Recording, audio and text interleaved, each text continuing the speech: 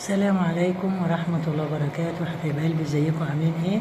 احنا كده بنخبز عيش في الفرن الغاز، وده شكل العيش في الفرن.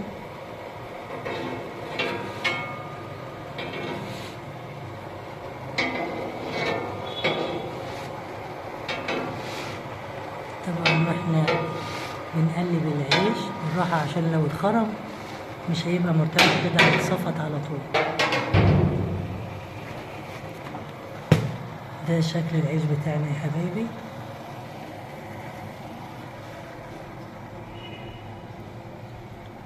ده العيش اللي هو فاضل مننا، لسه هنخبزه وهنبططه. قربنا خلاص نخلص. حبايب قلبي، بحبكم في الله، يسعدني ويشرفني اشتراككم في القناة واعملوا لايكات كتير عشان يوصلكم مني كل ما هو جديد. وإلى أن نلتقي في فيديوهات أخرى جديدة، لكم مني ألف تحية وألف سلام، وإلى اللقاء.